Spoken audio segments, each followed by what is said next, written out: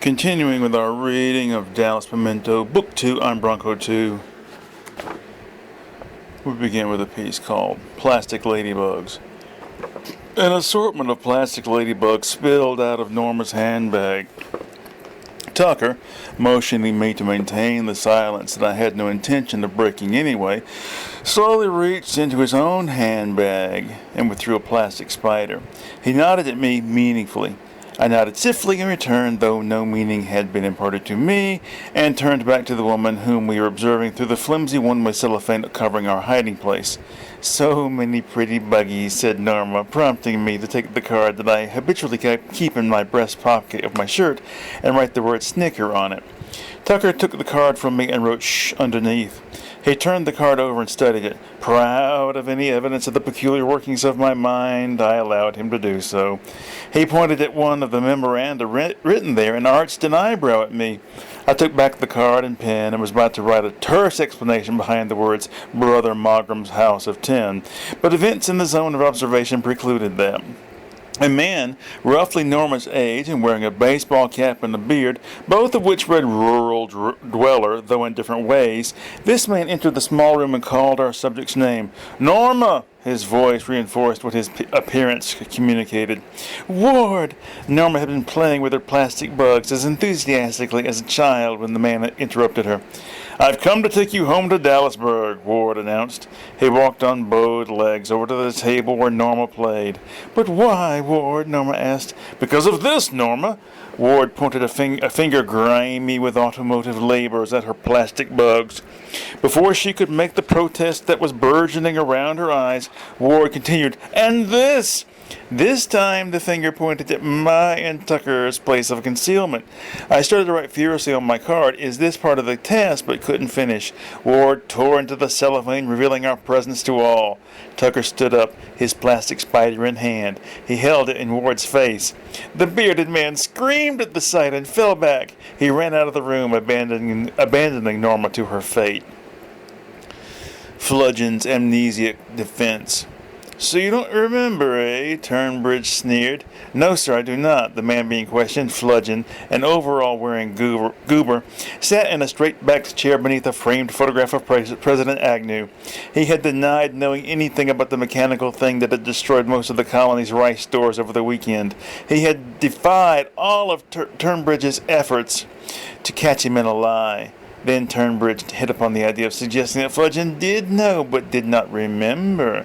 "It's possible, then," Turnbridge swaggered about the room with his hands clasped behind his back, "that you were involved in the destruction of the stored rice." "I guess anything's possible, sir." Fludgeon bobbed his head amiably. "How is it possible? You lost your memory. If lost it, you did indeed." "Well," Fludgeon scratched his shaved head, "I guess I could have banged my head climbing out of this mechanical rice destroyer." "So you did operate the machine!" Turnbridge cried, shoving his autocratic finger into the blind spot between Fludgeon's eyes. "I told you, I don't remember." Fludgeon's eyes were crossed as he tried to focus on the tip of Turnbridge's finger. "My God, Turnbridge is brilliant!" Mr. P's voice swelled with pride as he watched his lieutenant grilling the goober. "I told you he'd crack this nut," Mr. V replied. "You said no such thing," Mr. P snapped. "Yes, I did." Mr. V sounded wounded. "Don't you remember?" "I do not." "Ah," Mr. V nodded his head slowly. At that moment, the door to the observation booth opened, and Julia Grimes, the idealistic young attorney for the downtrodden, entered. "This interrogation is over," she declared. "It certainly is. We've just got everything we need," chuckled Mr. P. "You tell her, Francis," said Mr. V. "Perhaps you boys have forgotten the Constitution," suggested Miss Grimes. "Never me sham abed." If I understood clearly what I was dreaming, that I was dreaming. No, I'm sorry. If I understood clearly while I was dreaming that I was dreaming, then I think I would be able to remember my dreams better. Somehow, no matter how outlandish they are, I perceive my dreams as reality and therefore don't really give them the weight of consideration and attention that I would, say, a film. Then I awake and, while groggily groping to my feet, forget what has just transpired. Not quite as good as dreaming, but often more productive, is lying in bed and having a fake dream. I'm not asleep, but random images assemble themselves into dream-like chains. These are rare occurrences, not only because I usually fall immediately asleep, but because I don't usually have time to lay around idly meditating or daydreaming, call it what you like. I know many people who love to sleep. They awake with difficulty. I like what sleep does for me, aside from providing me with dreams, but I loathe the time wasted. I don't, in general, have a hard time getting out of bed and into the day's activities. As usual, I see this difference between myself and others as reason to hold them in contempt. I see it as yet another proof of my superior nature. I also suspect, and let us fervently work against the day when this will be objectively, scientifically, graphically, digitally proven, that my dreams are uniquely detailed, supremely fantastic, and esoterically meaningful compared with the stuff that other people's brains conjure up. I never have nightmares. A nightmare to me is dreaming that one is at the mercy of forces beyond one's control. This rarely happens. If it does, I simply wake up. I never wake up screaming, terrified to return to dreamland. Once I had a dream that I was being attacked by a bull. In trying to escape, I started to climb under the outer wall of the barn. I woke up just as the bull caught up with me. Was I afraid? No, I was exhilarated. I guess at some level I do know that I'm dreaming. I'll leave you with one last dream anecdote. Once I dreamed a beautiful melody. I woke with tears in my eyes. I thought that I had unconsciously composed it. Later in the day, I realized that it was No One Like You by the Scorpions. How to separate Otto from Mobile. The planting of the genetically engineered car-producing trees had taken place when the current generation of scientists were babies. Finally, these trees had reached maturity, borne fruit, and that fruit in turn had finally ripened into the semi-sentient cars that were the end result.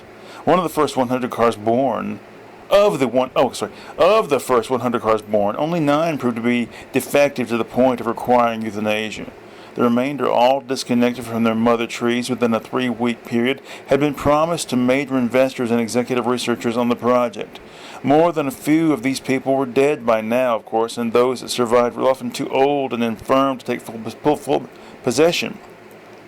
Thus, most of the first crop went to heirs.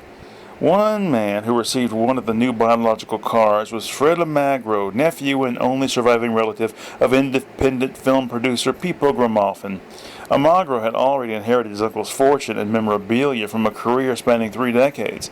The car, while mentioned in his uncle's will, had yet come as a surprise to the 39-year-old Almagro. He sat somewhat impatiently through the 2-hour familiarization class given by the marketing division of Arborex Motors, dismayed at learning that the car ran only on certain plant matter which it had to eat, but excited by the idea that the car, since it could feel sensations, could be rewarded for good behavior by manipulation of a pleasure center located on the dashboard, or punished for poor performance with blows and lashings. How often Almagro had longed to beat one of his other cars into submission. On the whole, I'm pleased with the car, he told a man from Arborex who questioned him after 6 months of use. I don't like having to deal with its doo-doo, but since it really doesn't stink, that's a minor quibble. Would you recommend the car to the average man in the street? Asked the questioner. I don't know that the average man in the street should own one of these, Almagro answered. I see it more as a rich man's toy than mere transportation. It's a luxury item. And how often have you found it necessary to punish the car? Oh, quite often. I take out my hatred of the masses on it. Hammer and horns. Dake screwed his hammer and horns into place into the surgically implanted sockets just above his brow ridge. Extensive structural reinforcement beneath these sockets had to be done as well to handle the heavy blows the head would receive when the horns were used for their main purpose, which was hammering, of course. This reinforcement was effected in the main by replacing a large section of the frontal lobes of the brain with concrete. To offset the loss of cerebral matter, some computing operations were shifted to the nerve-rich groin. Dake looked at himself in the mirror. He massaged his genitals to promote greater visual acuity. The sight of himself in the mirror with his horns on was probably the most exciting sight he could conceive outside of the splintered remains of some heavy door he had brought down. As he prepared to go out and hammer home his brutal message, across town a woman portrait painter was working on an oil painting he had commissioned that would show him at his best, full face and surrounded by a litter of splintered doors and bodies whose heads were bashed in. although he had rarely killed anyone, and even then had done the job with his cloven monster boots. He liked to think of himself as a hammer and slayer of men.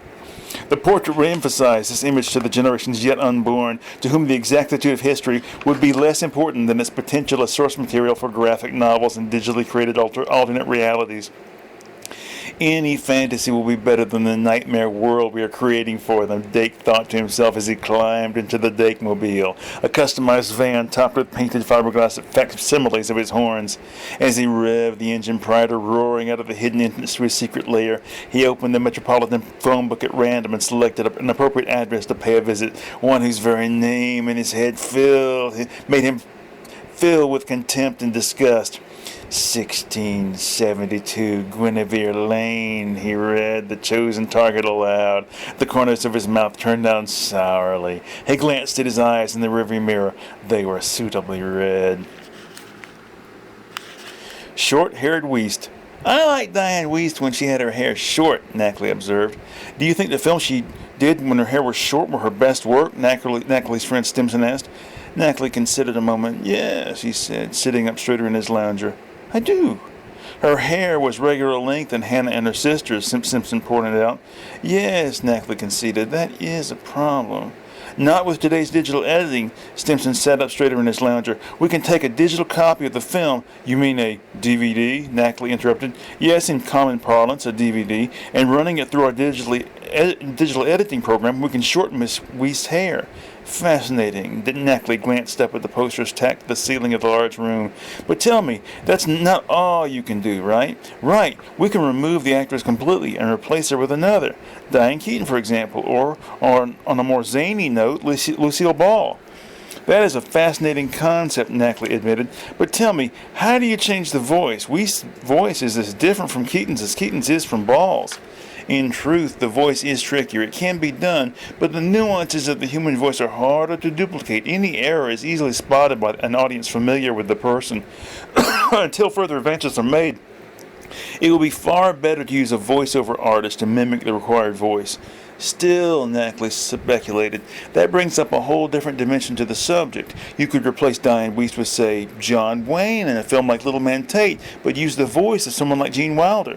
Yes, I suppose you could. They say Billy West does a passable Gene Wilder. Does he really? Simpson mused, turning his attention to a motivational poster overhead. It was a basket of puppies. The caption was something like, dig into life. But then Knackley continued, Weist had regular length hair in that one. Plaster replicas of wax fruit.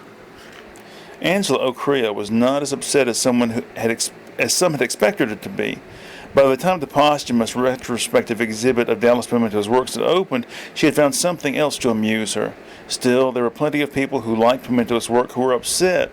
The gallery directors, with typically conceptual grandeur, had decided to show the works of the sculptor Romero Grubby alongside the paintings of Dallas Pimento. It's bad enough that he sucks, Troy Rumpf bitched, but he's still alive. It was supposed to be about Pimento, agreed Troy Kirby. It was supposed to be a memorial to his life as well as his work. Now he will be forever linked in the ignorant public's mind with this flash-in-the-pan hack. Excuse me, a pretty slim young lady turned to the two men, but are you calling Romero Grubby a hack? Yes, I am, Kirby cocked his head to one side. And so am I, Rumpf took a half a step forward.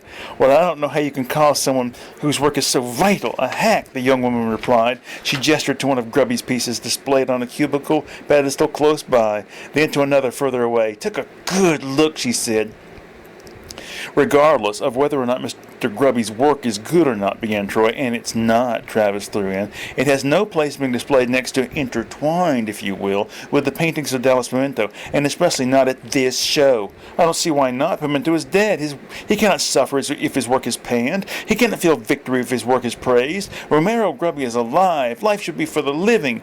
So Grubby deserves the exposure. Is that what you're saying? Travis asked. Yes, and besides, the woman winced as she glanced at one of Pimento's paintings, the presence of Grubby's work cannot help but make these awful, awful examples of self-taught ineptitude look good. Troy looked at Travis with his teeth bared. Sidelong salmonella. The hot sauce you put on your beans was contaminated, Dr. Fungeroyd explained to Percy. The latter man nodded feebly. He understood. It's extremely fortunate you noticed your symptoms early. Immediately sought treatment. The doctor with the short, pointy beard continued. You did the right thing, he assured his patient as he would a child who's reported the suspicious business next door. Percy's wife, standing on the other side of the hospital bed, squeezed her husband's shoulder. What sort of contamination was it? She asked Dr. Fungroyd. An extremely rare one, I'm afraid. It's going to take more than the usual length of time and series of treatments to counteract the effects. Yes, but what's the name of the toxin? Yes, but what's the name of the toxin or microorganism that was in the hot sauce? The woman, who considered herself something of an autodidact, pressed. Dr. Fungroyd appeared dubious that she would be able to grasp the information he had. Also, there was a hint of suspicion in his eyes. Why did she want to know this? Well, if you must know, it's called sidelong salmonella, a variant of the standard salmonella bacillus. And that's why it was able to survive in the hot sauce. There was only the slightest questioning lilt at the end of her statement. She was fairly sure of her conjecture. I don't understand. Dr. Fungroyd's head rose on his neck. Well, from my reading, I understand that standard salmonella is unable to tolerate the combination of vinegar and capsaicin in hot sauce. Dr. Fungroyd's eyes dashed about left and right. Mrs. Wolfnut, it is extremely ill-advised to go off researching on your own. You must leave these matters to members of the medical guild. Percy grunted, summoning the attention of the doctor. My wife's no dummy, he whispered. All right.